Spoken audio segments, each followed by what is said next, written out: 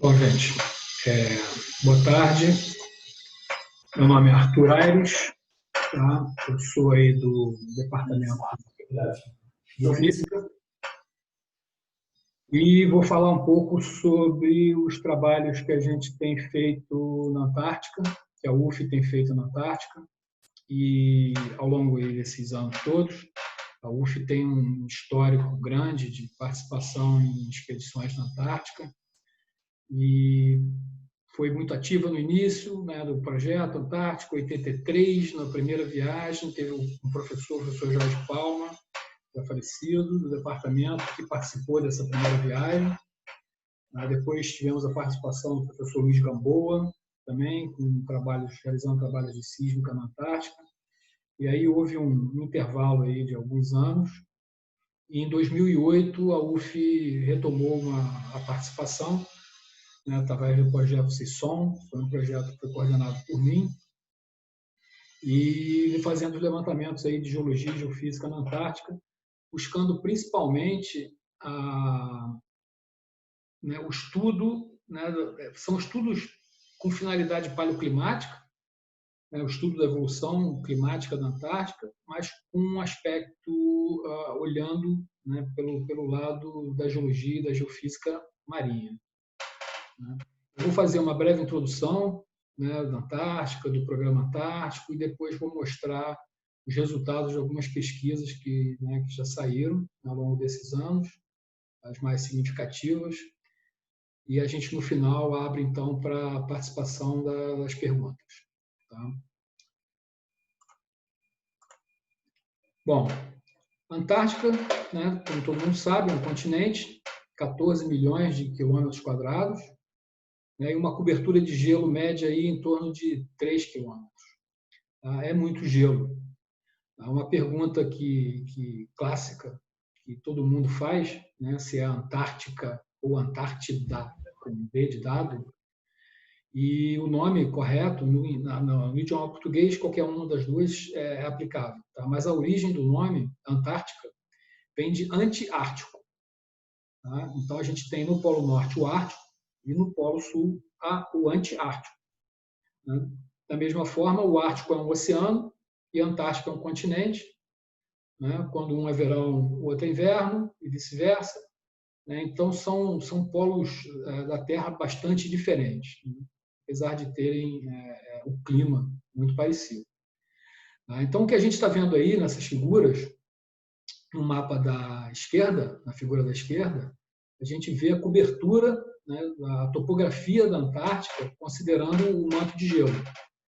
Aí, no mapa da direita, a gente vê o relevo topográfico sem o gelo da Antártica. Reparem que toda essa parte que está em azul, o que está em verde é o que está acima do nível do mar.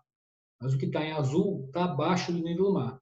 Isso acontece exatamente por causa desse peso dessa camada de gelo, esses 3 quilômetros de gelo. Isso tem um peso, e esse peso afunda o continente, movimento de isostasia. O continente ele se deprime, ele afunda, e então parte dele está debaixo d'água. À medida que esse gelo for derretendo, a gente tem aí subida do nível do mar, diferente do gelo da Antártica, do Ártico. O gelo do Ártico é um gelo que está no oceano, então o derretimento do gelo do Ártico ele não tem um impacto assim tão significativo em termos de subida de nível do mar. A gente sabe que a gente saiu de uma última era glacial aí em torno de 15 mil anos, quando o nível do mar estava em torno de 130 metros abaixo do atual. Então, isso aí foram massas de gelo que foram derretidas, que seguiram para os oceanos, massas de gelo continental, que derreteram e foram levadas para o oceano. Então, você teve essa subida de nível do mar aí de 130 metros. Na beira da praia, há 15 mil anos atrás, é onde é hoje 130 metros de profundidade na beira do que a gente chama de plataforma continental. Tive então que a Antártica tem aqui essa característica dessa cordilheira, chamada de Cordilheira Antártica, uma cordilheira de montanhas, bem significativa.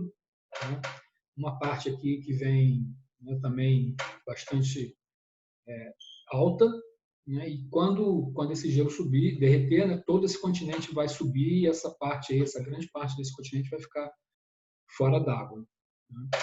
Importante lembrar que existem alguns lagos na Antártica também, que estão cobertos de gelo, os lagos que eram lagos já há muito tempo atrás, então já tinha vida nesses lagos, e esses lagos foram cobertos, né, de gelo e eles estão lá. O principal deles é o Lago Vostok, né, um lago que foi descoberto já há alguns anos com água líquida.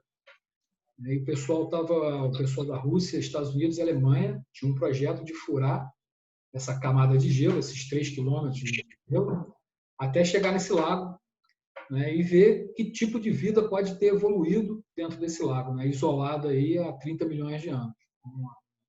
Todo um ambiente isolado que a vida pode ter gerado aí seres, né, adaptados a viver no escuro, no frio, e seria bastante interessante isso, né, e bastante perigoso também, porque a gente vai ver aqui que os organismos que se desenvolvem na Antártica, alguns estão simplesmente congelados, esperando só se descongelar. Tá? Em termos de área, tá, ela é maior do que a Europa, né, maior do que os Estados Unidos e um pouco menor que a América do Sul. Se a gente considerar o Oceano Austral, né, que é a área oceânica em torno da Antártica, que tem influência mais direta, né, do que acontece no continente antártico, a gente está falando aí em torno de 10% da superfície da Terra. Então, é uma área muito grande, é uma área que tem um impacto enorme no clima da Terra. A América do Sul é o continente que está mais próximo da Antártica, então, tudo em termos climáticos que acontece lá influencia o clima na América do Sul. Então, assim, é muita área para o planeta que tem que ser melhor entendido, melhor conhecido, para que a gente entenda essa relação de dinâmica climática.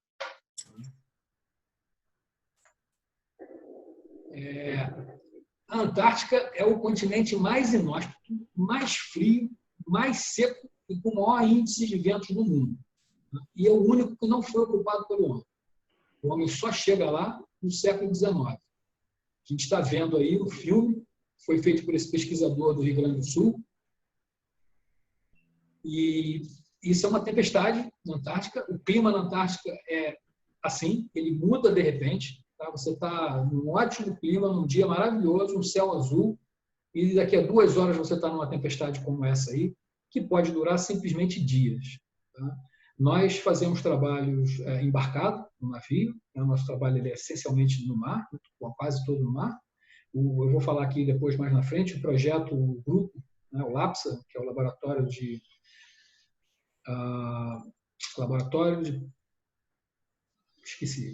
processos sedimentares. Laboratório Ambiental de Processos Sedimentares e Ambientais, esqueci agora o que significa a sigla LAPSA, mas enfim. A gente tem essa característica, né? O pessoal, a gente trabalha no mar, mas tem uma parte do grupo que trabalha em lagos no continente. Aí, às vezes, tem que ficar acampado mesmo aí, são essas barraquinhas aí. E uma tempestade dessa aí, você pode durar dias, você tem que ficar aí dentro dessa barraca durante, sei lá, 4, 5, 6, 7 dias. Então, é complicado trabalhar na Antártica, né? Além do isolamento, né? Além do isolamento que você tem que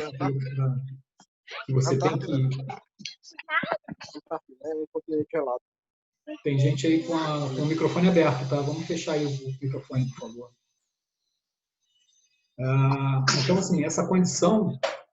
já vi que a Rosemary está aí. Se ela puder dar uma dicasinha do lápis que eu esqueci.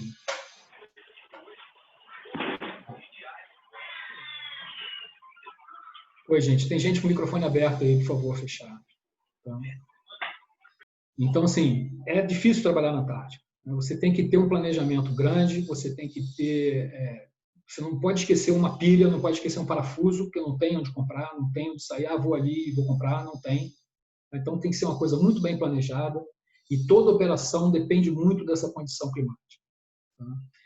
Tem um tal de vento catabático, que é um vento que aparece de repente, é um vento que desce das montanhas, é uma massa de ar gelado que se resfria de tal forma que forma uma massa de vento tão densa que esse vento desce a montanha, você escuta o vento chegando, você está numa calmaria e daqui a 15 minutos você está no meio de um vento de 80 km por hora, e daqui a 1 hora esse vento passou, foi embora e você está na calmaria novamente. Então, toda a operação depende muito dessa questão climática, né? Da condição que permite você trabalhar ou não. Então, é difícil trabalhar na Antártica. Tá?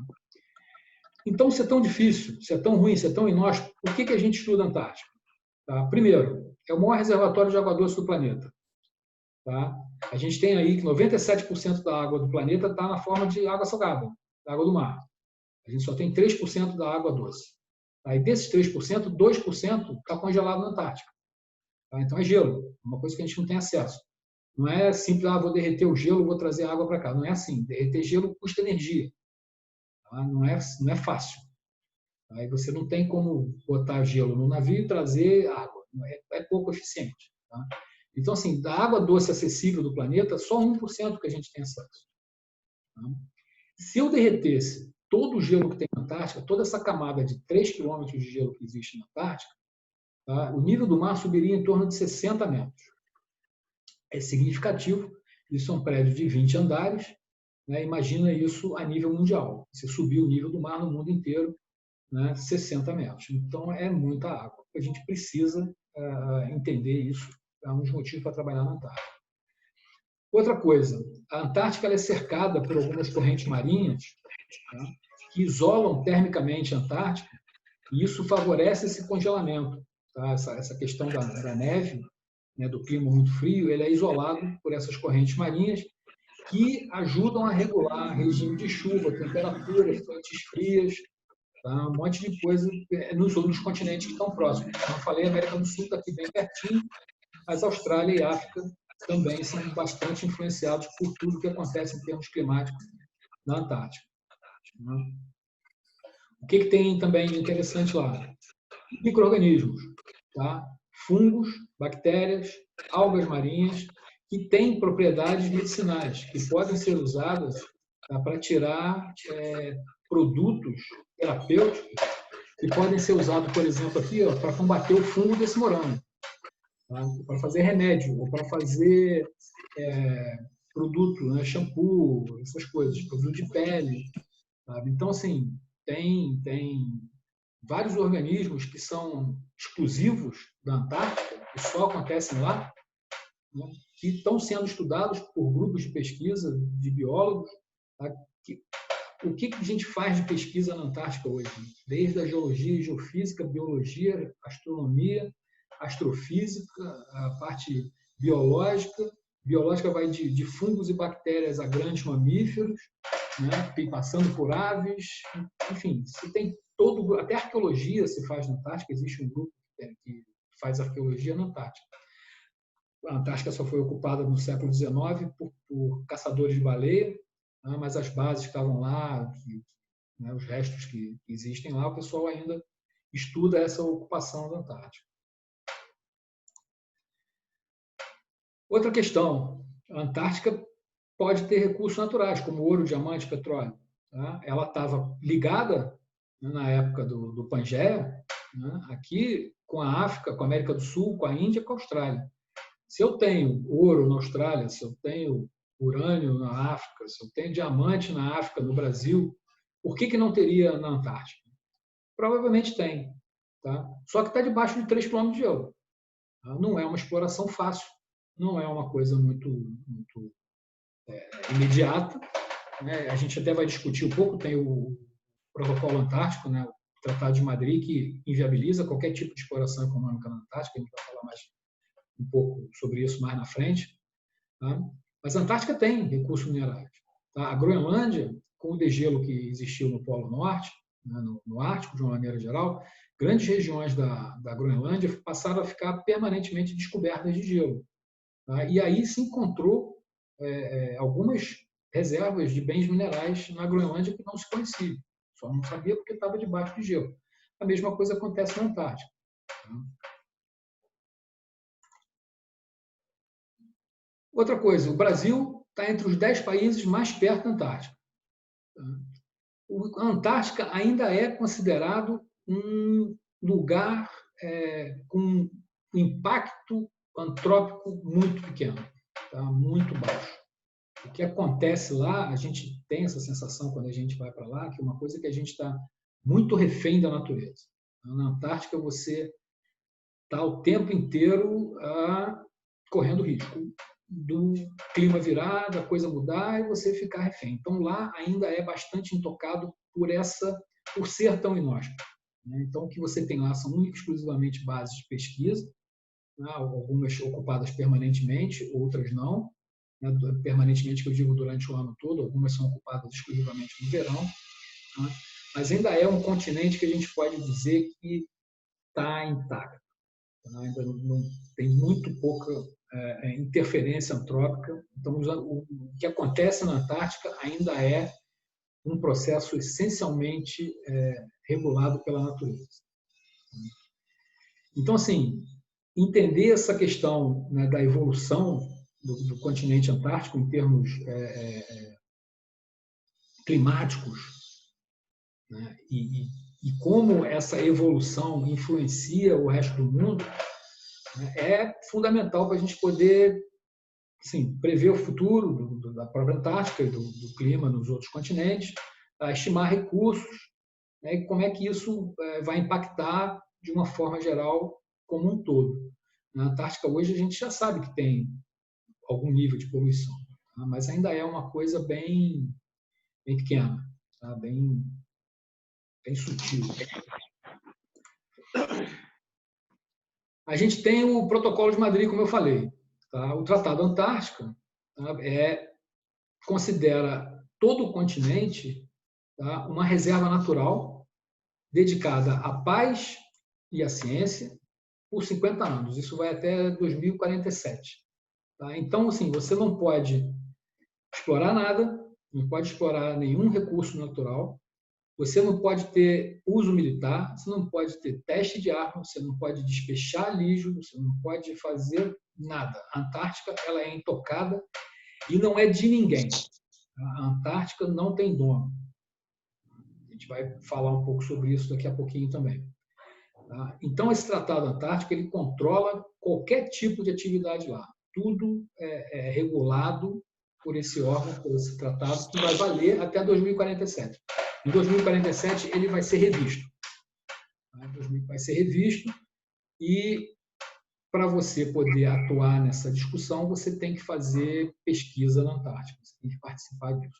Qualquer país do mundo pode atuar na Antártica, tá? Nem todos têm interesse, uns têm mais, outros têm menos, mas, assim, para você participar dessas reuniões e ter direito a voto, você tem que atuar na Antártica. Então, estar presente na Antártica é uma questão geopolítica, é uma questão de participação em decisões importantíssimas em relação ao clima do planeta. Eu ia falar alguma coisa, mas eu esqueci, mas vamos em frente. Tá? Então, assim, esse tratado hoje tem 50 países membros, tá? Um total aí de 200 países que a gente tem no mundo. Desses, 29 são consultivos. Tá? Consultivos são aqueles que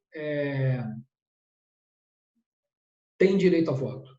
São aqueles que efetivamente participam, tá? Que podem opinar e decidir. Tá?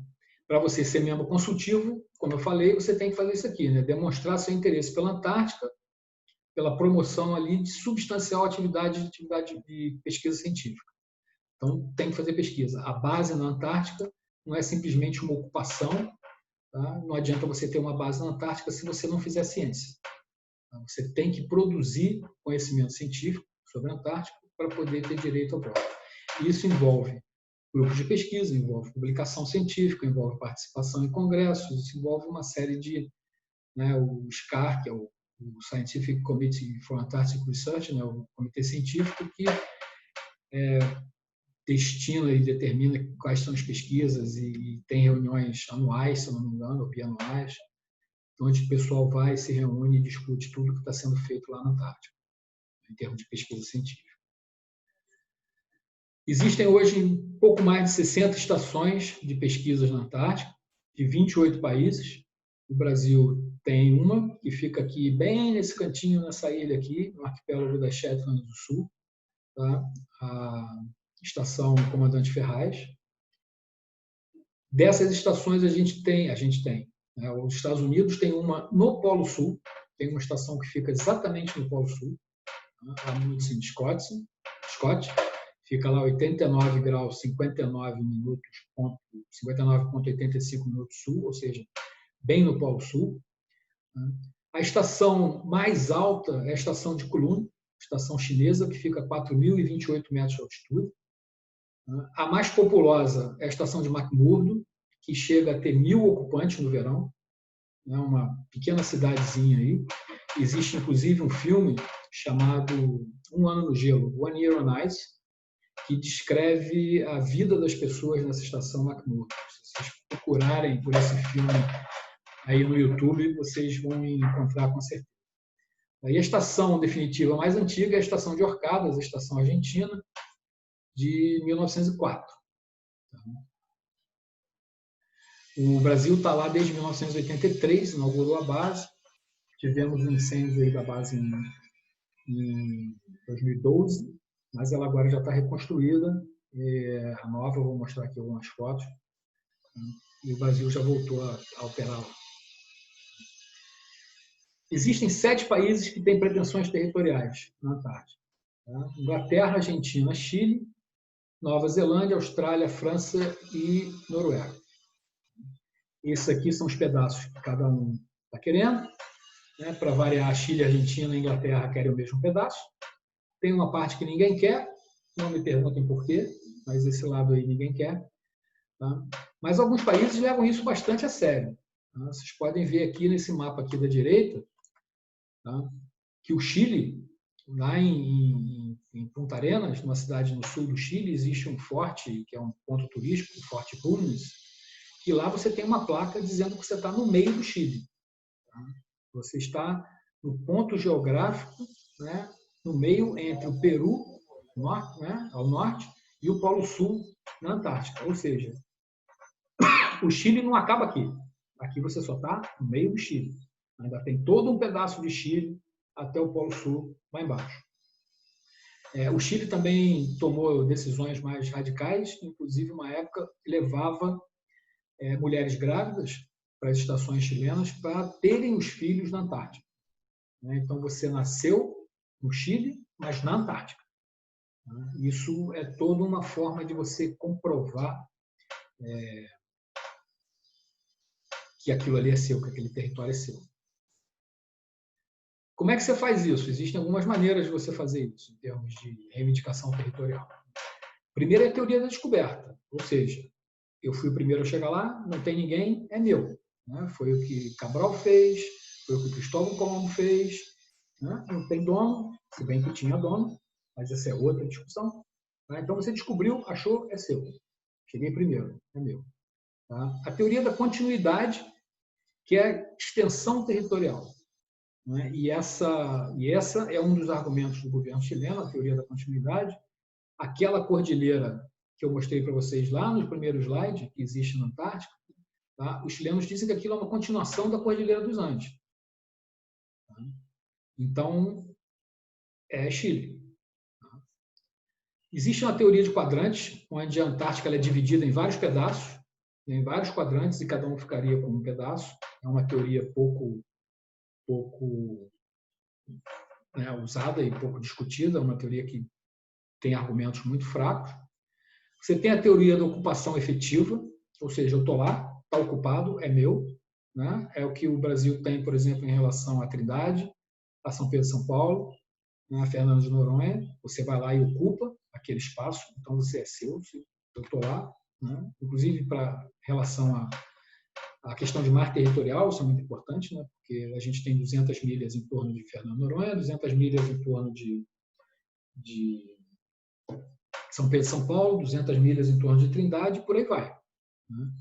Então, isso também aumenta o seu território, digamos assim. E a teoria da confrontação, que é uma teoria que foi, durante algum tempo, defendida por um pedaço, algumas pessoas do Brasil, que é o seguinte, da confrontação não, gente, defrontação, desculpa, que você pega o meridiano mais a oeste e o meridiano mais ao leste. No caso do Brasil, seria o meridiano de Martim Vaz, que é a ilha que existe logo depois de Trindade, pegaria aqui o meridiano do Chuí e estenderia isso até o Polo Sul. Então, você teria um pedaço que seria direito seu. Tá? Mas isso, trazendo gente de todos os países da América do Sul, do Hemisfério Sul. Isso gera um problema, né? Voltando àquela nossa figurinha de demandas territoriais, que o pedaço brasileiro seria esse pedaço em verde aqui, na mesma região onde Chile, Argentina e Inglaterra querem. Se o Brasil quisesse, tivesse pretensões territoriais na Antártica, o que ela não tem. Tá? O Brasil não tem pretensão territorial na Antártica. A Política de Defesa Nacional, isso é um documento, tá escrito lá, que o Brasil defende a exploração da Antártica somente para fins de pesquisa científica, com a preservação do meio ambiente, sua manutenção como patrimônio da humanidade. Tá? Só que num outro documento, tá, o Polantar, que é a política brasileira para a Antártica, está escrito lá o seguinte: tá? O Brasil reserva-se o direito de defender seus interesses diretos e substanciais na Antártica, ora protegidos pelo Tratado Antártico, que vai valer até 2047, tá? Caso venha a ser revisto o funcionamento do tratado e conforme os resultados de uma eventual discussão. Então, o que está escrito aqui é o seguinte: o Brasil não quer pretensão territorial, mas se lá não tem pretensão territorial em relação à Antártica. Mas se lá na frente, em 2047, a coisa mudar, o Brasil se dá o direito de querer. Tá? Eu não quero hoje, mas está escrito que se as coisas mudarem, se as regras mudarem, eu posso mudar de opinião. Tá? Essa é uma discussão ainda que está, sem querer fazer um trocadilho, mas congelada, tá? Porque o tratado atual não permite qualquer pretensão, não reconhece nenhuma pretensão territorial na Antártica. Em 2047 vai haver uma nova discussão. Já teve muita discussão a respeito de recurso de ter petróleo ou não ter petróleo, a questão da pesca, uma série de demandas, né, econômicas em relação à Antártica, e está tudo em suspenso. A gente sabe que a pressão para isso é muito grande, né, e com o tempo pode ser que essas regras mudem. Então, o Brasil vai estar presente lá. Para você poder ter direito a voto, você tem que fazer pesquisa. Então, como eu já falei, só ter estação não adianta, só ocupar não adianta. Tá? Aliás, essa questão da ocupação ela é interessante, porque algumas dessas regras aqui, tá, de reivindicação territorial, elas são conflitantes.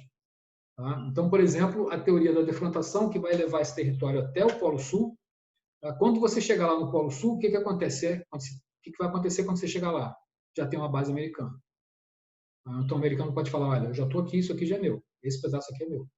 Tá? É ocupação efetiva. Então, isso imagina a quantidade de conflitos possíveis de serem gerados nessa região, em função disso. Quem regula essa questão de pesquisa na Antártica aqui no Brasil? Tá? É o Programa Antártico Brasileiro, o PROANTAR. Tá? Ele foi criado em 1982 e ele gerencia e faz a logística de todas as operações, de todas as pesquisas relacionadas à Antártica. É ele que toma conta da base, é ele que toma conta dos navios. Tá? O PROANTAR é ligado à Marinha do Brasil. São eles que fazem toda essa parte de apoio logístico. A FAB também faz, com transporte de pesquisadores. A gente, quando vai para lá, você pode ir para lá de navio, né? Pega um avião, vai até o Chile, e pega um navio e vai para a Antártica. Do Chile, ali, de Punta Arenas até a Antártica, são mais ou menos uns 3 dias e meio de viagem, atravessando o Estreito de Drake, que é o mar mais raivoso do mundo. Então, atravessar o Estreito de Drake não é para qualquer um, não é para qualquer navio. Como dizia um amigo meu, não existe mar grande, o que existe é navio pequeno. Então, atravessar o Drake com tempo bom é atravessar o Drake com 4 metros de onda. Já peguei muito vento, muita onda no Drake, mas também já tive a oportunidade de atravessar o Drake totalmente flat, igual uma piscina. Mas, enfim, então você pode ir de avião até o Chile, avião comercial até o Chile, pega o navio e vai. Você pode ir com o avião da FAB até o Chile, pega o navio e vai, ou você pode ir com o avião da FAB até o Chile. Existe uma base, a Uruguaia, onde tem uma pista de pouso.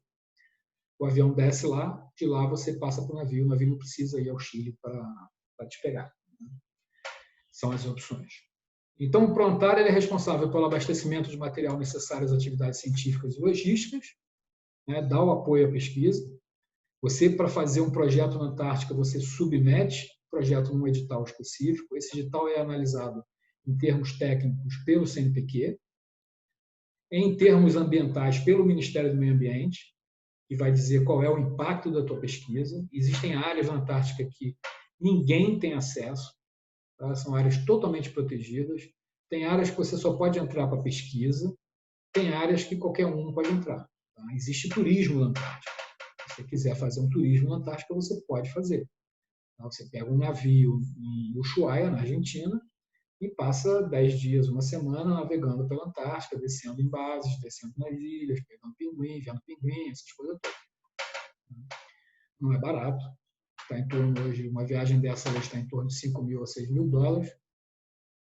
Existe uma empresa que leva você de trenó a puxada a Cachorros até o Polo Sul, se você quiser, uma bagatela de 60 mil dólares, com todo o luxo que você tiver, puder ter. Tá?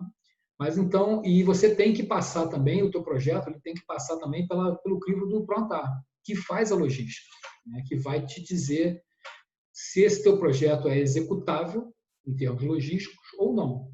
Tá? Isso depende de acampamento, depende de helicóptero para montar o acampamento, depende do barco para ir lá te pegar, depende de uma série de coisas, né, de uma série de fatores que quem fornece é o Prontar. Ele também é responsável pela manutenção e reparo das unidades navais e aeronavais que participam das operações, ou seja, dos navios e dos helicópteros que vão a bordo desses navios. Esses são os dois navios que o Brasil tem hoje. Tá? O da direita aqui é o Ari Rongel e o da esquerda, o H-41, é o Maximiano. O Maximiano é um navio que hoje está mais preparado para pesquisa, propriamente dito. Ele tem uma quantidade de laboratórios boa, tem equipamentos geofísicos, um ecobatímetro multifeixe, uma sísmica, um subbottom, tem um gravímetro marinho embarcado, tem um monofeixe, tem CTD, tem box-core, tem piston-core embarcado. Enfim, é um navio que está mais preparado, mais adaptado para a pesquisa. Enquanto o Ari Rongel, ele é um navio que ele é mais utilizado para apoio à base, levar peça, levar comida, levar combustível. O Max faz isso também, mas em menor escala. Tá? Esse maior aí também dá apoio às estações, mas quem faz principalmente é o Ari Rongel, esse da direita, o H-44, e também dá apoio ao pessoal que acampa, é o pessoal que desce e monta os acampamentos. Quem faz assim mais, né, de forma mais intensa é o Ari Rongel. O pessoal que faz pesquisa no Max, às vezes desembarca, passa o dia inteiro no campo, o navio fica ali esperando, no final do dia eles voltam para bordo. Então eles saem de manhã cedo e voltam no final da tarde para dormir no navio e ficam trabalhando em terra. O Brasil também tem essa estação, tá? A Estação Antártica Comandante Ferraz, a famosa EACF. Essa é a nova, estação nova, que foi construída agora há pouco tempo, inaugurada no verão passado, né, no último verão, bem novinha. Ela é bem grande, tá? Ela está substituindo aquela que pegou fogo. Entre o tempo em que a pegou fogo, foi totalmente destruída, e a inauguração dessa nova, foram montados os módulos antárticos emergenciais, que era uma base bem pequenininha, bem justinha, sabe? Bem apertadinha mesmo, pequena, os espaços eram bem pequenos. E o pessoal que conviveu nos mais, eu tive a oportunidade de habitar a estação antiga antes do incêndio, em 2010, e fiquei no MAI em 2017, quando teve aquele problema do submarino argentino que afundou e o navio atrasou, e a gente teve que ficar na estação esperando o navio atrasou porque foi para buscar o submarino, e a gente ficou morando lá uns 10 dias. Essa estação nova eu não conheço, mas o pessoal que conheceu o MAI e que conheceu essa estação aí, diz que essa estação você fica muito solitário. Ela é muito grande, tem muito espaço, obviamente que ela ainda vai ser melhor ocupada com o tempo, né? Mas é realmente o que existe de mais moderno em termos de estação científica. Esse primeiro módulo aqui, que fica mais à frente, né, perto do mar, são os módulos de laboratório, e aqui atrás são os módulos habitacionais. O Brasil tem ainda esse módulo autônomo, chamado Criosfera 1, que fica no continente antártico, nessa posição aqui, na latitude de 84 graus sul. Como o nome diz, ele é autônomo, né? Ele trabalha sozinho, com esses painéis solares aí. Ele tem uma série de sensores que ficam fazendo medições climáticas da atmosfera, da ionosfera, e esses dados são enviados em tempo real para o INPE, aqui em São Paulo, onde tem um grupo de pesquisa também junto com o pessoal da UERJ e da USP, se eu não me engano, tá? E, inclusive, o professor que coordena esse módulo é um professor da UERJ, tá? O professor Heitor Evangelista. Ele é o coordenador desse módulo aí. Fica funcionando autônomo lá. Já alguns grupos de pesquisa do Brasil já foram para dentro do continente antártico, né? Ficaram lá e fizeram pesquisas lá dentro, mas o Brasil atua principalmente nessa região aqui, do Mar de Weddell, da região da Península, na região da Shetland do Sul, onde a maioria das atividades de pesquisa do Brasil acontecem. Então, falando um pouco aí da UF, né, do que a gente faz lá, a partir de 2008, o projeto CISOM, que foi até 2010, foi coordenado por mim, mas a partir de 2010, esse projeto aí, uso de registros sedimentares e biogeoquímicos como indicativos de mudanças climáticas e ambientais das ilhas Shetland do Sul, na Península Antártica, Mar Grande. Ele hoje é coordenado pela professora Rosemary Vieira, que é do Departamento de Geografia, lá da UF, fica ali pertinho da gente, do outro lado do corredor. Ela é a coordenadora principal do Laboratório de Análise de Processos Sedimentares e Ambientais, eu acho que é isso, do LAPSA. Então, os projetos hoje são coordenados por ela. O LAPSA está ligado ao INCT da Criosfera, né, e à Universidade Federal Fluminense. O LAPSA é um grupo de pesquisa multidisciplinar, que envolve toda essa área aí, geologia, geofísica, né, que é coordenado mais aí pelo nosso grupo. O pessoal da biologia tem também, com um grupo grande de pessoal da UERJ, da UFRJ, da física, com o professor Roberto Mejico, do Instituto de Física da UF, a parte de geografia e geomorfologia glacial com o pessoal da geografia mesmo, né, com a professora Rosemary, e a parte de geoquímica com o professor Humberto Marota, que também é do Departamento de Geografia da UF. Então, assim, é muito interessante trabalhar porque os aspectos, os problemas, eles são analisados por diferentes aspectos, né, por diferentes pontos de vista, que permitem uma visão mais holística do problema. O nosso foco é mais nessa parte geológica e geofísica. Eu vou mostrar aqui alguns resultados de pesquisa que a gente usa para... É uma maneira de se investigar a evolução do continente, a evolução paleoclimática do continente antártico, tá? E juntando o pessoal que trabalha com a geoquímica, o pessoal que trabalha com a biologia, o pessoal que trabalha com a ionosfera, você vai juntando essas informações e você monta como se fosse um quebra-cabeça, né, sobre a questão que você está estudando efetivamente.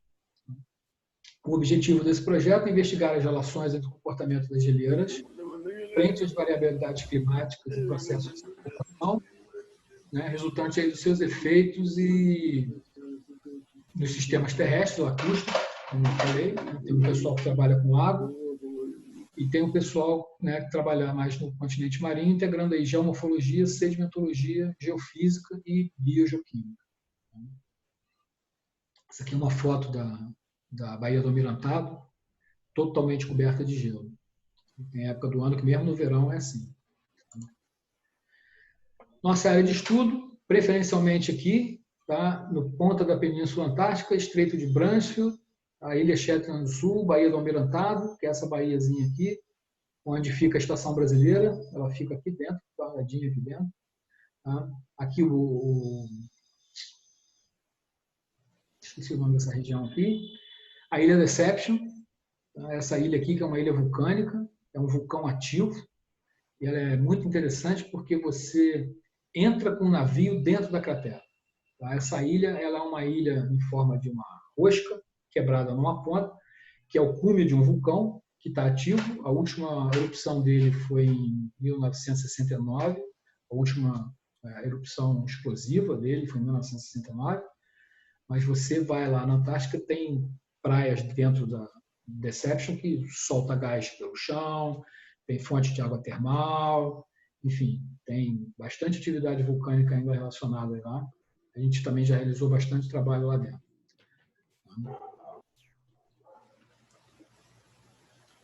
A gente faz, então, como eu já falei, batimetria, tá? Morfologia do fundo, para estudar essas feições que são paleofeições ligadas a geleiras.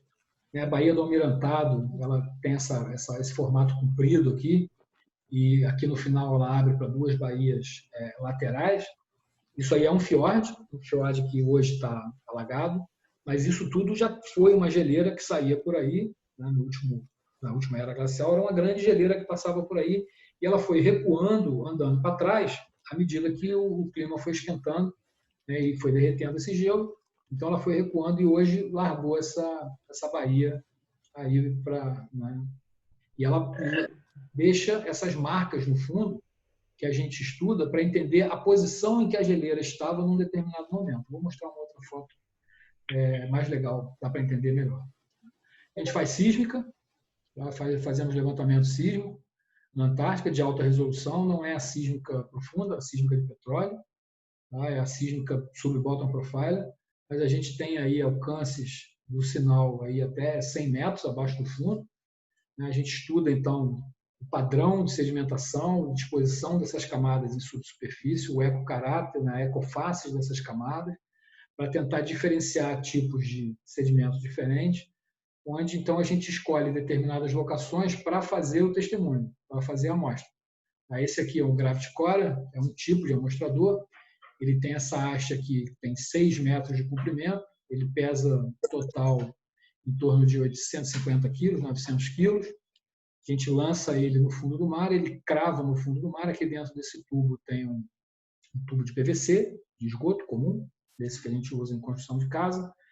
Então ele crava no fundo e quando ele sobe, ele traz então uma seção de sedimentos aí de até 6 metros. O quanto ele vai penetrar depende da resistência do solo, do peso, né, dele. E ele traz essa de volta e a gente então separa e tira esses tubos. Eu vou mostrar uma outra foto lá. E o navio Max tem um gravímetro também.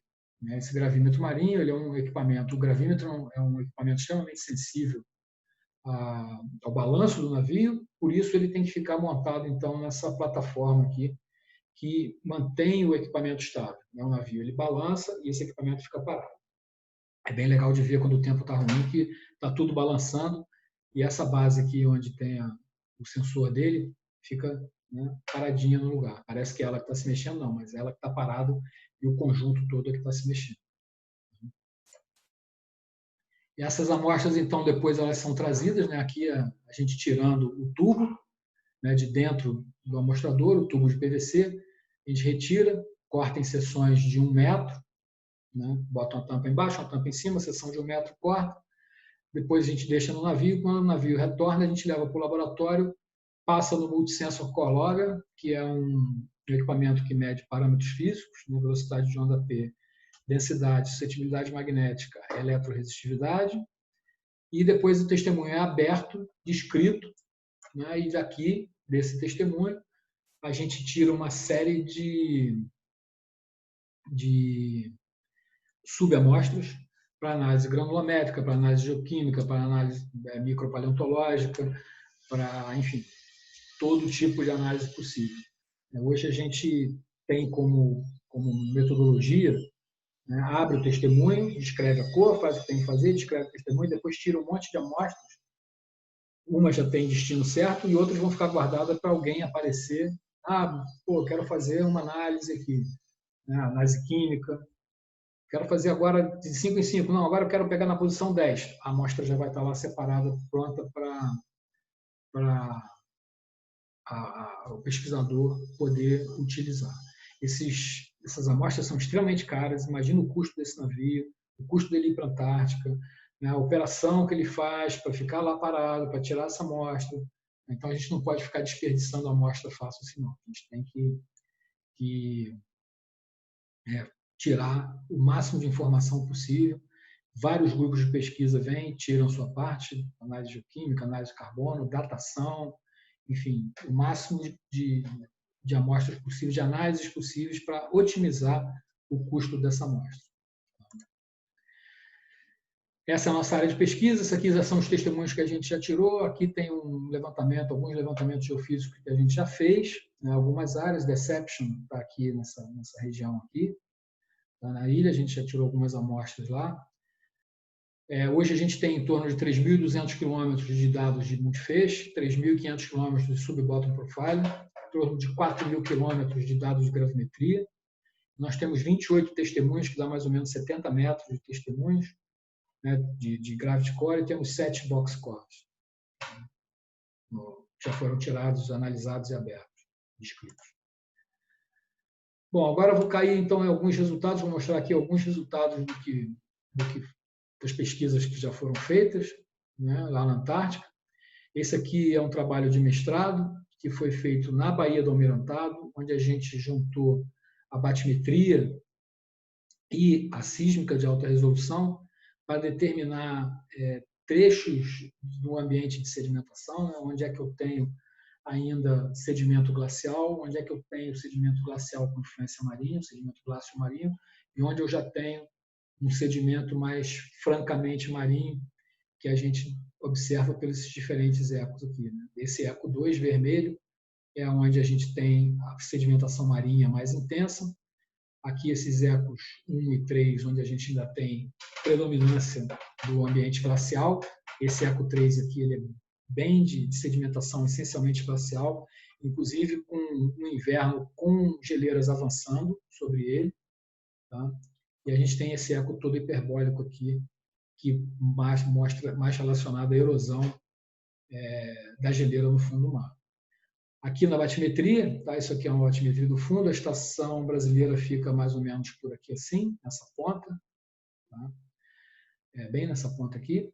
Isso aqui é a batimetria do fundo, a gente consegue ver algumas feições, como essas paleomorâneas aqui, esses bancos morânicos que tem aqui. A moraina, ela é a geleira, quando ela vem descendo, ela vem empurrando tudo aquilo, né, que ela encontra pela frente e vai entulhando ali, né? Como se você pegasse a sua mão numa areia de praia e fosse arrastando assim, vai acumulando aquela areia na frente ali, aquele monte de areia. Então a geleira vem, avança, parou aqui, depois ela recuou, veio uma época mais quente, ela recua, depois ela vem uma época mais fria, ela avança, mas aí ela só avança até aqui, ela já não vem mais até essa posição. Então ela tem esse segundo banco morânico aqui, depois ela recua e avança, e recua e avança, recua e avança. Aí ela tem uma fase onde ela recua rapidamente, né? Ela anda bem para trás e depois só fica aqui atrás, a mesma coisa acontece aqui, né? A geleira veio até aqui, depois ela derreteu, veio até aqui, depois ela derreteu e avançou somente até aqui. Isso é o resultado desse processo de degelo contínuo, né, que aconteceu aí ao longo desses 14 mil anos atrás. Então você vê que a geleira ela vinha até aqui, né, vinha até aqui na frente, ela foi recuando, recuando, recuando. Isso aqui estava tudo coberto de gelo, hoje é fundo de mar. Hoje isso aqui está tudo coberto de água no verão. No inverno, o mar também tem efeito de congelar. Então, a gente consegue determinar a posição, né? Se teve vários períodos de esquentou, e teve um período que esquentou bastante, ou foi muito longo, e a geleira derreteu muito, aí a gente parte, então, para amostrar isso aqui, tentar datar e botar isso num contexto temporal de evolução paleoclimática e geológica, né? Esse aqui foi um outro trabalho também, uma dissertação de mestrado da Fernanda Viana. Tá? Ela trabalhou com a mesma batimetria, a gente estava dando um zoom nessa região aqui, você vê que aqui a gente tem bancos morânicos aqui na frente, né? Então você tinha toda uma geleira grandona que vinha até aqui, depois essa geleira recuou, veio só até aqui, depois ela recuou, veio aqui para trás, um recuo rápido, se dividiu em duas, né? Cada uma foi para cá e outra veio para cá. Aqui a moraina central, que ainda tem um resquíciozinho da moraina central. A gente vê a mesma coisa aqui, um banco morânico único, depois foi dividido em duas geleiras diferentes, né? Ela usou a batimetria e usou o backscatter, que é a intensidade de retorno do eco do Monte Feixe, para fazer uma classificação acústica de sedimento e, com isso, determinar qual é o tipo, qual é a granulometria do sedimento. Então, a gente vê que a parte, né, de sedimentos mais grossos, mais próximos à geleira, né, e a parte de sedimentos mais finos, uma dominância mais do aporte marinho, aqui no meio, nas partes mais profundas. Mas toda a parte costeira ainda tem uma influência muito grande do degelo. Na época do degelo, né, a geleira derrete, essa água vem por baixo e vem erodindo o sedimento que está embaixo e jogando aqui na beira do mar. Qual é a vantagem desse método? É que você faz um mapeamento de uma região dessa aqui toda com meia dúzia de amostras. Tá? Então, você sabe, você tem como correlacionar a distribuição sedimentar e saber onde está mais arenoso, onde está mais lamoso, onde eu tenho influência do continente, onde eu tenho influência menor do continente, uma influência mais marinha. Então, você divide, setoriza a geologia do fundo e, com isso, você consegue entender a dinâmica atual, né, que está acontecendo lá. Isso aqui também foi uma outra dissertação de mestrado, um levantamento que a gente fez em frente à Baía do Almirantado, na foz da Baía do Almirantado. A Baía do Almirantado está mais ou menos aqui assim. A gente levantou todo esse trecho aqui na frente da Baía e a gente encontrou hidrato de gás. Quem assistiu a palestra aí do professor Fernando Freire na quarta-feira, ele falou sobre hidratos de gás. Aí o hidrato de gás ele aparece na sísmica na forma de um refletor falso. Esse refletor aqui meio pontilhadinho aqui é a base do hidrato, é o chamado BSR, Bottom Simulating Reflector. Ele não é uma múltipla, né, no conceito sísmico, mas ele faz uma mímica do fundo, né? Ele imita o fundo, né, e ele cruza. Refletor sísmico não cruza refletor. Ele só cruza, refletor sísmico só cruza refletor quando é hidrato de gás e quando é múltiplo, tá? Quando é um artefato, não é uma feição geológica real. Tá? Por que esse hidrato de gás? O hidrato de gás, ele, enquanto hidrato, ele ajuda a segurar o sedimento. É como se fosse aquela armação de ferro que a gente coloca dentro da laje de concreto. Tá? Ela ajuda a fortalecer o fundo. Ele segura, isso é um gelo duro, rígido. Tá? Mas se eu mudar a temperatura e a pressão, a condição de temperatura e pressão nessa posição, esse gelo, tá, ele se dissolve, ele se desmancha. E ele libera o gás, o metano que está ali preso nesse gelo, ele libera na forma de gás metano mesmo. Tá? E essa liberação ela é um processo meio repentino, em termos geológicos. Tá? É um processo quase que imediato, em termos geológicos. Isso tem implicações. Tá? Você tem uma implicação ambiental, que é a liberação de grandes quantidades de metano na atmosfera, tá? Que é um gás de efeito estufa. E você tem um problema de estabilidade do talude. Tá? Porque quando esse BSR ele é a base do hidrato de gás. A gente não consegue ver o topo do hidrato de gás na sísmica. Tá? Então, a gente assume, tá, que toda essa região aqui, tá, quer dizer, quando ele dissolve, toda essa região que está acima dele vai romper. Se esse gás romper, esse sedimento simplesmente vai voar, vai ser jogado para cima e vai descer o talude. Tá? Então, a gente vai ter movimento de massa relacionado a isso. Dependendo do volume de sedimento que é gerado, que é removido, tá? E esse processo ser um processo essencialmente instantâneo, o que acontece é que você desloca a massa d'água que está em cima, né, de água do mar, que está em cima, e você pode gerar um tsunami. Tá? Existem vários eventos de tsunami registrados recentes, ao longo aí dos últimos 100 anos, de tsunamis relacionados a movimentos de massa submarino. Tá? Escorrega o material, não necessariamente ligado ao hidrato de gás, mas qualquer movimento de massa, esse material desce, a água que está em cima se mexe e eu posso gerar um tsunami. Tá? Essa região que a gente encontrou esse hidrato de gás, bem em frente à Baía do Almirantado, a gente estudou a possibilidade, então, da geração de um tsunami que poderia entrar pelo Almirantado e poderia, por exemplo, destruir a estação brasileira, né, que está construída lá dentro, e a estação polonesa, que também está dentro da mesma baía. Então, a gente fez uma avaliação, não fez uma modelagem, a gente fez uma avaliação baseada no volume de sedimento que seria rompido, né, que seria movido, e se isso geraria teria o potencial de gerar um tsunami dentro da Baía do Minotauro. O que a gente verificou é que o volume de sedimentos, essa aqui é a isópaca, né, a espessura de sedimento acima do hidrato de gás, a gente verificou que essa quantidade de sedimento não seria suficiente, considerando os outros eventos de escorregamento conhecidos que geraram tsunamis, para gerar um tsunami muito grande, né? Poderia gerar uma onda anômala, mas não um tsunami.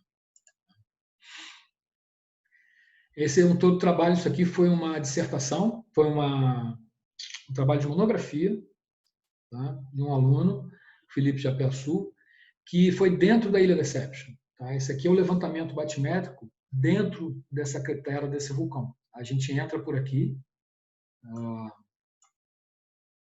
Isso aqui é a entrada do navio. Essa montanha ela está rompida, né? Um pedaço dessa montanha. A água invadiu. Então você entra com o navio dentro da cratera. Tá? Aqui você tem uma craterazinha né, submersa. Hoje, essa cratera principal aqui, ela não está ativa. Tá? A atividade vulcânica ela acontece numa série de crateras que você tem aqui em cima, nesse flanco da Ilha Deception, tá? Desse lado aqui.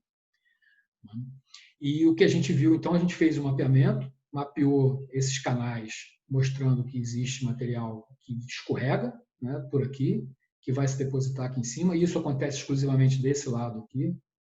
Tá? Desse lado a gente já não tem.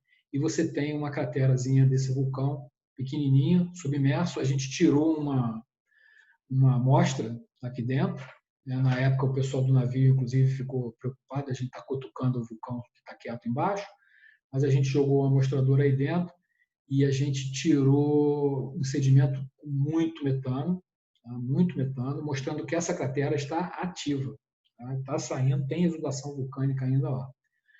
Aqui nessa parte aqui da Ilha Deception, aqui tem uma antiga estação baleeira inglesa, que depois virou uma base de pesquisa, que foi totalmente destruída na erupção de 69. Você vem aqui e consegue ainda visitar o que sobrou da estação. A gente desce de barco, vem aqui. Nesse canto aqui tem um lago de água quente. Nesse canto aqui você tem uma praia que exuda metano. Exuda metano no fundo do mar. Então, a gente trabalhou nessa região aqui já bastante. Aqui é a mesma coisa, o backscatter, tá? A intensidade do backscatter, mostrando uma homogeneidade sedimentar grande, né, no fundo, né, que foi, de acordo com essa intensidade de backscatter, mostrou que era silt, né, entre menos 22 e menos 24 dB, e a análise granulométrica das amostras que a gente tirou também, mostrando a presença de silt, né? Isso aqui é o FI médio, a granulometria média, que está na classe de silt. Então, mostrando que esse método, o método acústico, ele serviu, né, mostrou, foi corroborado com as amostras que a gente tirou do lugar. Né? 3 amostras foram, na verdade tiramos 4, mas só 3 foram usadas nessa pesquisa, porque a última não ficou muito boa, batendo aqui com a intensidade do backscatter, mostrando uma homogeneidade na distribuição sedimentar dessa região. No entanto, esse outro trabalho que foi feito aqui, né, dentro dessa mesma Ilha Deception, aqui na figura da direita, é a ilha, né, o mapa da ilha. Aqui que eu digo que estão as crateras hoje ativas do vulcão. Essa cratera principal ela não está ativa mais. Tá? Então, o que acontece de vulcanismo hoje acontece aqui, nessa região. Tá? A gente encontra 3 tipos de ecocaráter diferentes, né, na sísmica, 3 indicações de 3 processos sedimentares diferentes, divididos aqui. Nesse eco 1, essa região cinza, o eco 2, essa região azul, o eco 3, essa região amarela aqui. Mas a gente sabe que, pela outra pesquisa, né, anterior que eu mostrei, que o sedimento que está aí é essencialmente silt. Tá? Essencialmente silt. E se eu tenho o mesmo material, o ecocaráter, né, deveria ser mais ou menos igual, mais ou menos semelhante com o que a gente tem, como a gente tem lá no backscatter, né, uma coisa mais homogênea. E a gente vê que existem ecocaráteres diferentes. Então, hoje, na época, a gente especulou, já que o vulcanismo está todo desse lado aqui, o que acontece? O calor principal, né, a fonte de calor principal, atua nesse flanco daí. Então, você derrete, isso aqui é tudo gelo, coberto de gelo, Então, esse calor derrete esse gelo vira água, e essa água desce o morro abaixo, tá? Transportando o material e depositando desse lado aqui, né? Onde a gente tem esse eco 2 aqui, essencialmente aqui, desse lado, com alguma invasão para o lado de cá. O resto do material que sai na erupção vai para a atmosfera e desce na forma de material, né? Desce caindo de cima em vez de transportado lateralmente. Isso mostra que isso é evidenciado também por essa sequência de canais erosivos que a gente tem desse lado. Então, o material derrete, desce, erode esse fundo e vem se depositar aqui nessa região aqui, de uma forma geral, com algumas invasões para o lado de lá. Então, a gente está hoje especulando se, apesar do material ser geológico, o material geológico ser essencialmente o mesmo, se o processo de sedimentação afeta a resposta acústica em termos de caráter desse material. Essa hipótese a gente está testando, tem um aluno meu hoje que está fazendo mestrado comigo, que está exatamente testando essa hipótese de estar comparando na região, na Baía do Rei Jorge, o backscatter com a amplitude sísmica e com o ecocaráter, e vendo como é que esses três métodos acústicos, digamos assim, de caracterização do fundo, como eles se combinam e onde eles são iguais, onde eles dizem a mesma coisa e onde eles dizem coisa diferente, e, obviamente, por quê, né? Que eles dizem coisas diferentes. Isso aqui foi um mestrado, também do Luciano Azevedo, já na região do Bransfield. Tá? Aqui a gente mostra os ecocaráteres diferentes, tá? Mostrando, né, que essa região, né, esse ecocaráter mais azul, domina do lado da Península Antártica. Uma coisa que a gente já reparou também, que os processos geológicos do lado da península, eles são diferentes dos processos geológicos do lado da Ilha Shetland do Sul. A Ilha Shetland do Sul ela tem um talude muito íngreme, tá? Muito inclinado, enquanto que o lado da península tem um talude bem mais suave. Tá? Meio, né? Isso aqui é um rift. Isso aqui é uma bacia chamada de retroarco. Existem uma série de cones vulcânicos submarinos alinhados aqui, você vê ainda essa fratura. A geotectônica nessa região é extremamente complexa, muito complicada. Tem uma placa, a placa acho que é a placa das Shetlands, acho que é esse mesmo nome. Ela é uma placa que roda, ela não se mexe, ela está rodando. Você tem o que sobrou de uma antiga placa do Pacífico desse lado aqui. Tá? Enfim, tectonicamente, essa região ela é extremamente complexa. E a gente vê que isso se reflete na geomorfologia submarina, de uma maneira geral, da Baía do Bransfield. Tá? E que processos sedimentares também são bem diferentes. As geleiras elas avançam, a gente tem vales glaciais aqui submarinos de porte muito maior do que o que a gente encontra do lado de cá. Tá?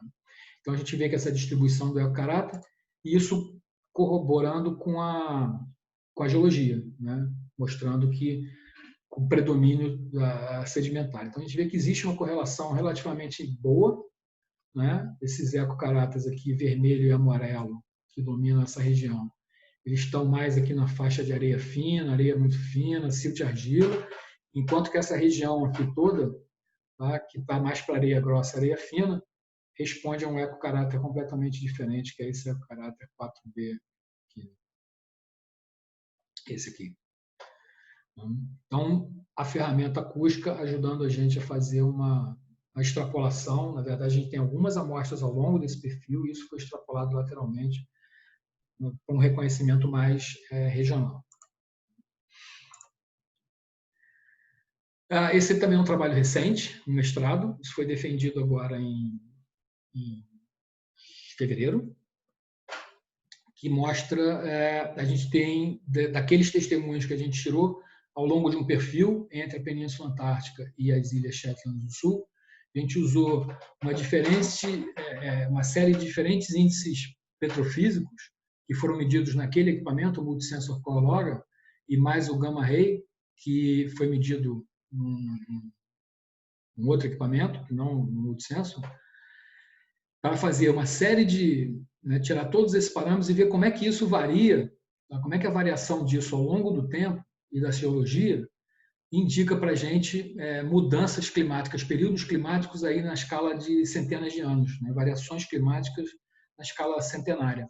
A gente sabe que ao longo da história da Terra tem variações climáticas na ordem de milhões de anos, na ordem de milhares de anos, dezenas de milhares de anos, centenas de anos, né? E até hoje o pessoal da geoquímica que trabalha com muito alta resolução consegue ver variações aí na ordem de grandeza de décadas.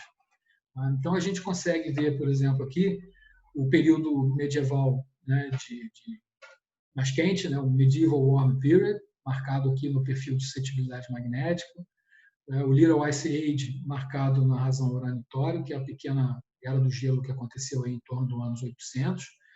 Vocês devem conhecer um pouco essa história, né, que em torno do ano 800 anos atrás, né, em torno do, teve uma época, um século, que foi mais frio, né? Isso devastou as colheitas na Europa, isso gerou uma fome muito grande na Europa, tá? Foi uma mini era do gelo. Então, você consegue ver algumas variações do clima dentro desses parâmetros.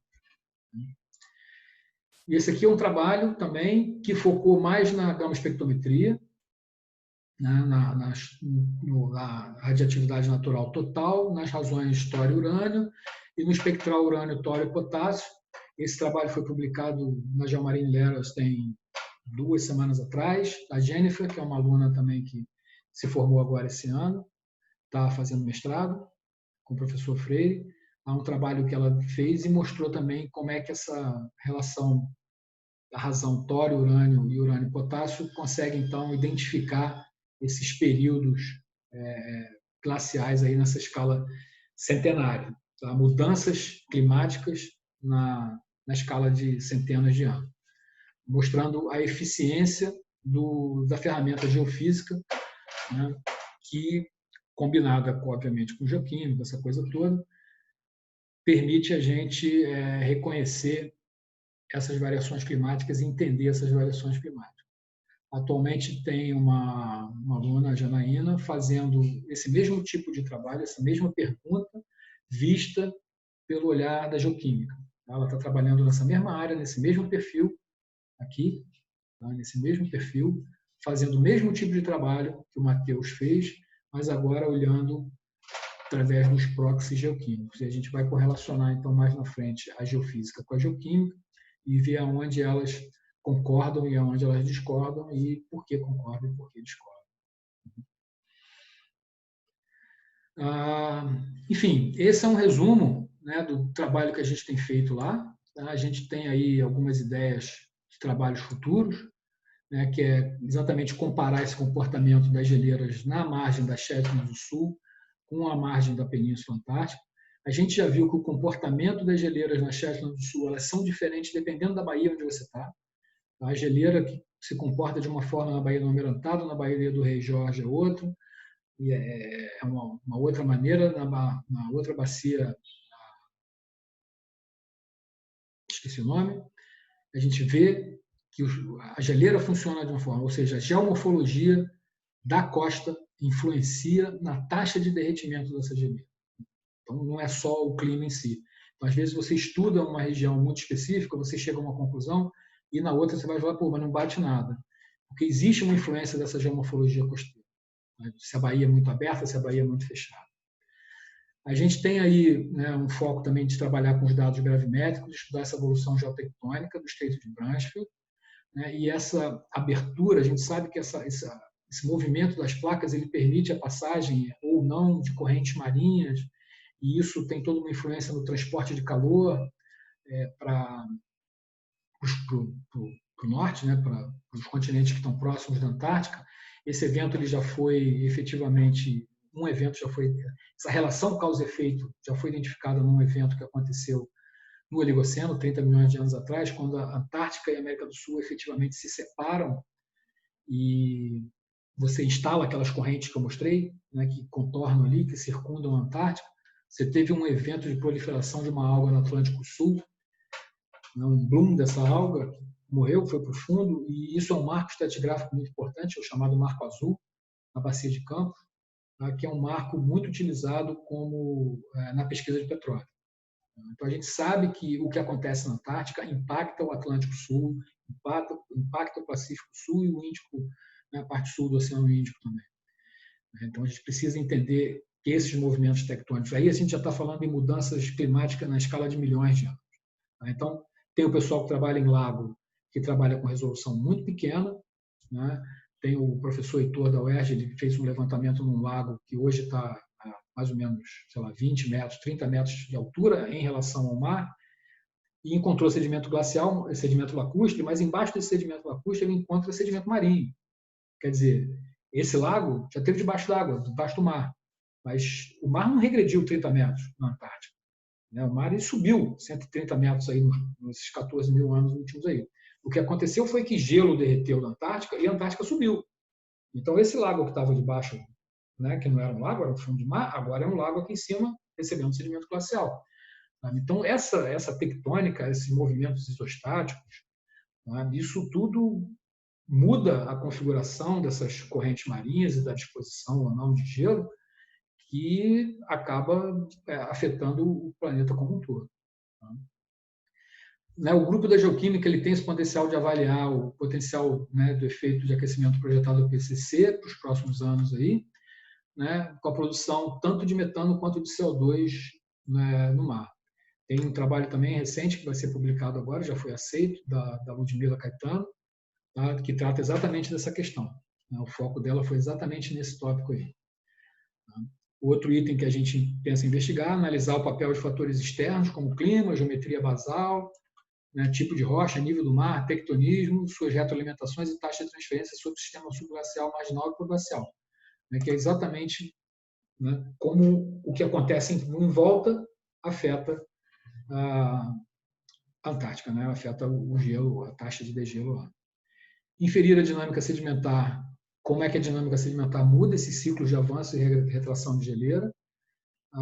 Tem um aluno, aquele primeiro trabalho que eu mostrei, o Fábio Magrani, ele está fazendo um doutorado na Suíça, com modelagem de avanço de geleiras, e a ideia é que depois, nos Alpes, a ideia depois é inserir algumas variáveis nesse modelo para modelar o movimento das geleiras marinhas.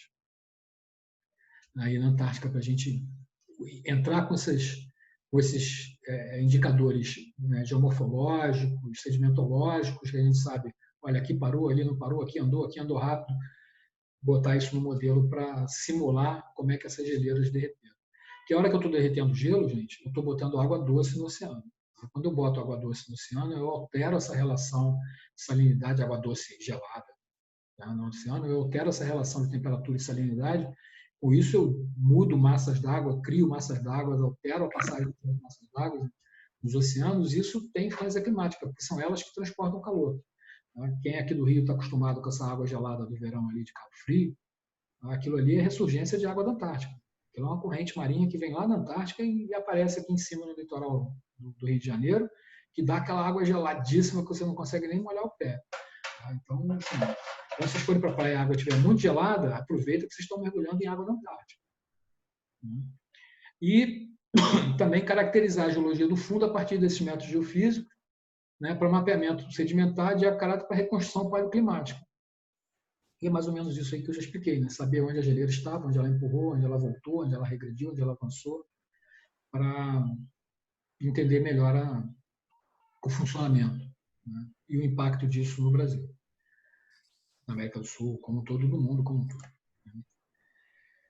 Então, assim, é um lugar muito bonito de se trabalhar, é um lugar muito bacana. Essa foto aqui nem é na Antártica, isso aqui são os canais chilenos, isso aqui é a viagem de navio que a gente faz, a gente passa pelos fiordes chilenos na Antártica, é caminho da Antártica. Então, é uma região extremamente, assim, muito bonita. Eu já tive a oportunidade de passar aqui e fazer essa viagem algumas vezes, e todas as vezes que eu passo aqui, eu fico... Já passei com vento, já passei com chuva, já passei com neve, já passei com sol, e o lugar é maravilhoso, simplesmente maravilhoso, de qualquer jeito que você passe ali. Esse é o Estreito de Drake, isso aí é a viagem, o navio, o mar, as ondas são muito grandes, o navio ele sobe na onda, quando ele desce na segunda onda, ele não sobe, ele fura essa onda, ele quebra essa onda e a água passa por cima do navio. Então, né, você vê o que acontece. Isso aí, você fica sem visibilidade na frente. Você só vai subir na onda que está atrás dessa daí. Como lá é muito frio, né, esse splash, esse respingo dessa água aí, acaba congelando. Tá? Então, o navio ele fica todo congelado. Esse gelo depois ele tem que ser quebrado, ele tem que ser tirado, porque isso, inclusive, atrapalha no equilíbrio do navio. Tá? Precisa ser quebrado mesmo. O cara vai aí com o martelinho, plá, plá, plá, plá, sai quebrando esse gelo todo para ajudar no equilíbrio do navio. Focas e pinguins, pinguins na ilha, pinguins se coçando, focas pegando sol. Né? A gente, o tempo inteiro, com esses bichos em volta, são bichos diferentes, bichos que a gente não estava muito acostumado. O pinguim, definitivamente, é o bicho mais engraçado que eu conheço. Tá? Super desajeitado fora d'água. Dentro d'água é um foguete. Eles viajam ali na frente do navio, igual o golfinho faz. Eles ficam ali na frente do navio, brincando com o navio. Mas fora d'água são umas figuras. Né? E tem foca, tem elefante marinho, tem leão marinho, tem a tal da foca leopardo, que é uma foca toda pintada igual um leopardo, que é uma foca super agressiva. O pessoal que trabalha com mergulho lá fica muito preocupado com ela. Isso aí são algumas alunas que viajaram comigo, fazendo aquisição sísmica. Aqui no Ari Rangel, a gente chegou a fazer alguns levantamentos no Ari Rangel. Aqui já é no MAX, é a sala de operação do MAX. Aqui é o equipamento de sísmica, aqui é o equipamento de multifeixe, posicionamento. Tem o equipamento monofeixe que fica um pouco mais para o lado aqui, o gravímetro fica aqui nas costas do fotógrafo. É o laboratório de geofísica do navio. Aqui a operação com amostrador, aquele amostrador, o Gravity Core que eu mostrei, aquele amarelão, sendo lançado aqui. Então ele é lançado em volta do navio. Aqui estava um dia maravilhoso, né? Mar tranquilo. E o equipamento é lançado, depois recolhido, a gente retira as amostras para levar para o laboratório.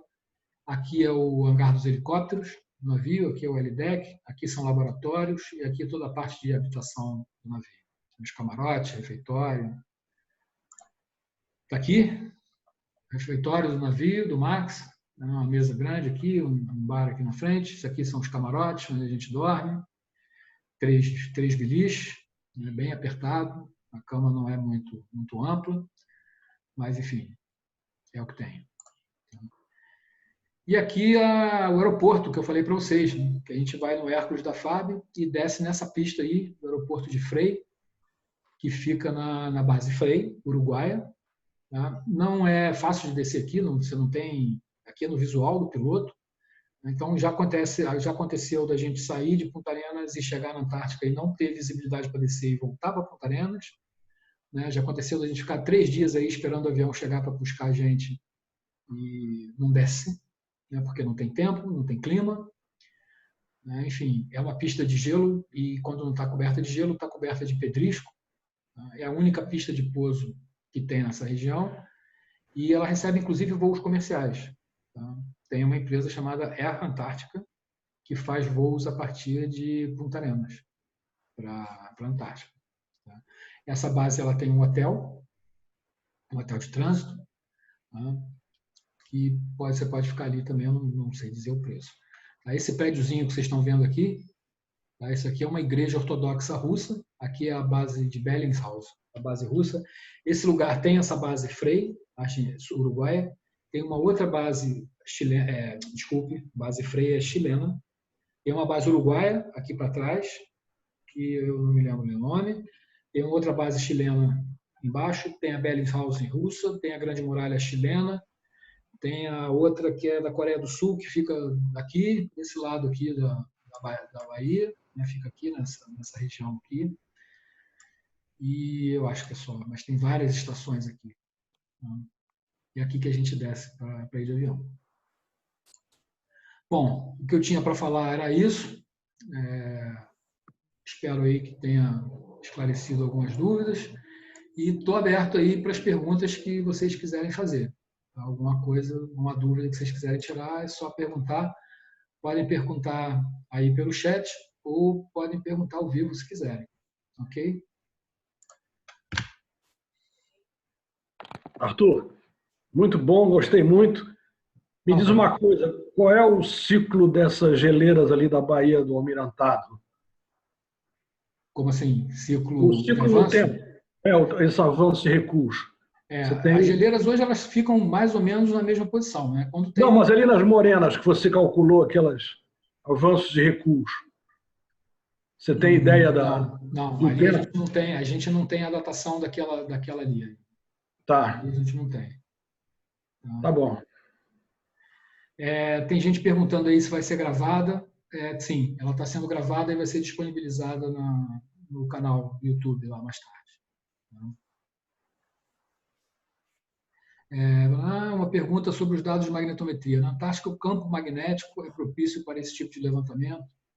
Há estudos como esse método lá. Sabemos que, por conta da anomalia magnética da América do Sul, os valores magnéticos aqui são baixos. Sim, existe a anomalia magnética do Atlântico Sul, que fica aqui em cima do Rio de Janeiro, onde a gente tem valores aí de 23 nanotesla, 23 mil nanotesla. Os valores na Antártica são em torno de 40 a 50 mil nanotesla. A gente fez um trabalho com magnetometria há um tempo atrás, logo na primeira viagem, em 2008. A gente levou o magnetômetro.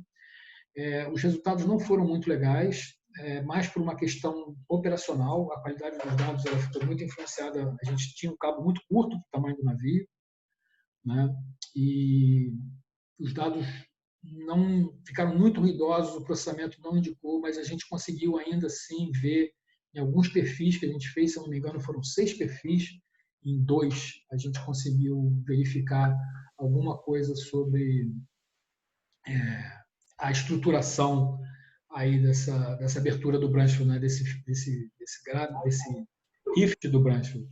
Porque, assim, existe uma discussão em relação ao rift do Bransfield. A gente não sabe se está ativo, tá? A gente não sabe se ele está funcionando, porque não existe atividade tectônica, não existe atividade sísmica significativa para uma área ativa, tá? Mas existem todos esses vulcões aí, né? Deception é o que aflora, mas você tem o Three Sisters, você tem... Gente, hoje eu estou mal dos nomes, tá? Mas você tem outros cones vulcânicos submarinos. A gente coletou uma amostra uma vez, perto de um desses vulcões, que a gente tirou uma camada de vidro vulcânico, de cristais vitrificados vulcânicos brancos no meio da lama, uma coisa maravilhosa, assim. Né? Então, não se sabe muito, né, o que está acontecendo. As ilhas Shetland do Sul, elas são placa continental. Ela estava colada na Península Antártica. Tá? Então, aquilo ali abriu, formou o Bransfield, a gente ainda não sabe, ainda tem se está ativo, qual é, inclusive, a idade. Né? Se especula da idade daquilo de 5 milhões até 40 milhões de anos. Então, enfim, dá para trabalhar com magnetometria lá sim. Tá? Oi, Rose. Tudo bom? Rose, o LAPSA é laboratório de processos sedimentares e ambientais, não é isso? Isso aí mesmo, confirmado. Tá? O LAPSA fica lá no terceiro andar do Geociências.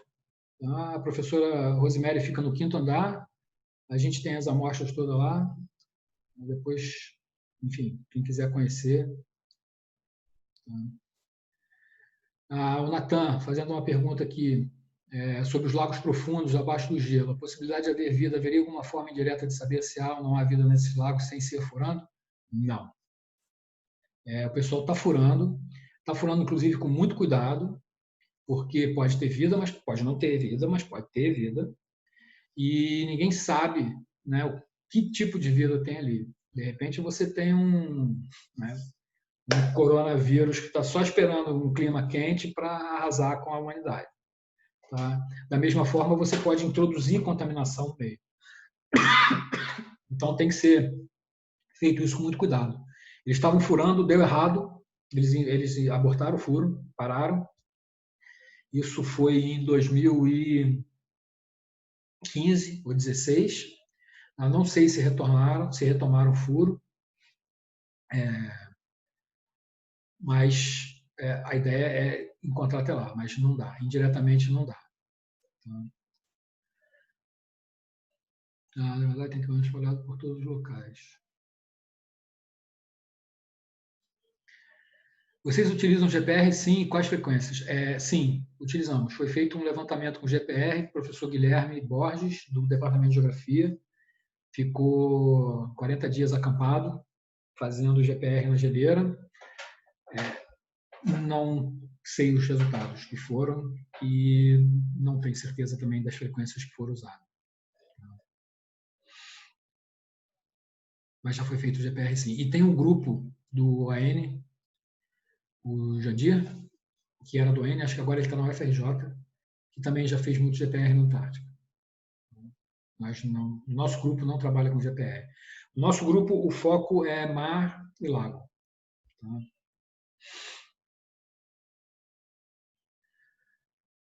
Mais alguma pergunta? Alguma dúvida? Oi, Janaína. Oi, Aline. Dá para analisar o embasamento rochoso coberto pelo gelo? Natan perguntando. Sim, com gravimetria. Você faz aquela primeiro slide que eu mostrei, tá? A topografia da Antártica sem o gelo, aquilo ali é feito com gravimetria, com modelagem gravimétrica. Então é possível, sim. A gente, na renovação do contrato do projeto, a gente estava incluindo um pessoal da Universidade Federal do Paraná para trabalhar exatamente com essa questão do movimento isostático. Né? A Bahia, a praia ali em frente à base Frei, tem uma série de degraus de paleopraias. Você vê direitinho as praias subindo o morro. Então, a ideia era mapear isso, tentar datar de alguma forma, para saber essa taxa de subida do continente. Através da taxa de subida, você tem como mais ou menos avaliar a quantidade de gelo que foi derretendo, que foi derretida, e em cima da quantidade de gelo que foi derretida, qual foi o calor que estava ali, qual foi a temperatura que subiu, enfim. A ideia era essa.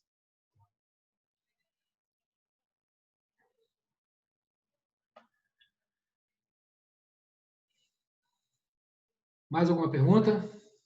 Mais alguém? Já utilizaram BTM nos dados de batimetria? O que seria BTM? Luiz Felipe, se puder esclarecer, eu não estou entendendo muito a sua pergunta. Não, ainda não fizemos isso. Tá? Para mapear tipo habitats. Né? Não fizemos isso ainda.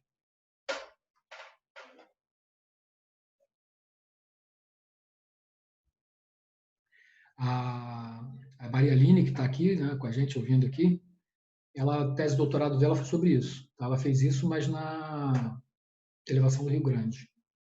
Na Antártica a gente não usou. A gente, na verdade, não tem um mapa batimétrico detalhado do Brasil. A gente tem um mapa batimétrico detalhado da Baía do Almirantado. Aconteceram uma série de problemas em algumas expedições que a gente teve, tá, do ecobatímetro não funcionar, e a gente não conseguia adquirir os dados. Então, a malha que a gente tem hoje de batimetria multifeixe, ela é uma malha muito esparsa. Tá? Então, o único dado batimétrico que a gente tem na região é um dado SRTM, dado ETOPO, dado GEBICO. GEBICO nem tanto, mas SRTM principalmente, que é batimetria por satélite. Então, é muito impreciso. Né? A gente só vai conseguir ver coisas muito grandes, né? Feições muito grandes. A gente já tinha expectativa de todas as viagens que a gente fez, se a gente tivesse feito o planejamento, se a gente conseguisse fazer tudo que a gente planejou, né, Rosa? A gente já teria praticamente o Bransfield todo mapeado. Tá? Joaquim, saberia dizer se há relação entre o gelo que está derretendo e o que estaria se depositando? Pergunta para o professor Jefferson Simões, da Federal do Rio Grande do Sul, o único glaciologista brasileiro. Mas ele trabalha com testemunhos de gelo. Ele retira testemunhos de gelo e faz análise mais detalhada do gelo. Eu não saberia responder essa pergunta.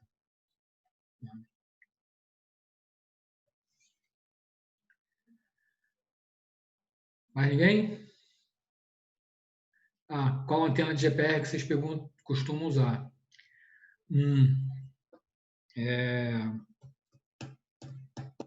Estou tentando lembrar a marca do equipamento. Não vou lembrar.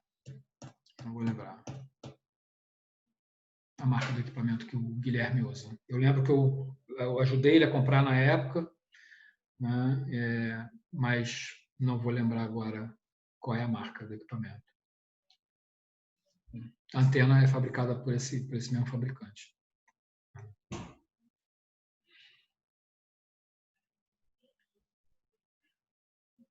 Ok, gente. Mais ninguém? Bom, então foi isso. Tá? Obrigado aí pela presença de todos. E tem a Vinícius perguntando aqui, tem algum artigo, última perguntinha, artigo sobre tectônica na Antártica? Sim, tem vários. Tá? Tem alguns bem clássicos, assim. Tem um que eu levei 3 meses para entender. É bem complexa a tectônica naquela região, especificamente naquela região do Bransfield. Mas tem sim, se você procurar, tem sim. Bem, gente, então, por hoje é só. Obrigado pela presença de todos. A palestra está gravada, está sendo gravada, vai ser disponibilizada no YouTube em breve. Tá ok? Obrigado, então, gente. Até a próxima. E continuem aí, semana que vem tem mais, tá? Tem mais palestras aí bastante interessantes para todo mundo. Falou. Obrigado. Até logo.